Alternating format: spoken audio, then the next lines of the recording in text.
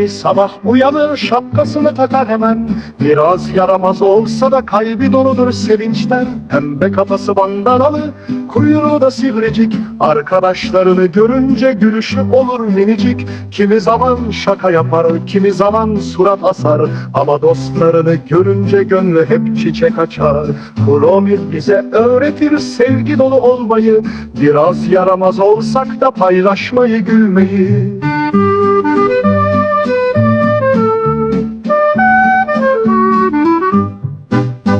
Kuromi bize öğretir sevgi dolu olmayı. Biraz yaramaz olsak da paylaşmayı, gülmeyi. Kuromi bize öğretir sevgi dolu olmayı. Biraz yaramaz olsak da paylaşmayı, gülmeyi.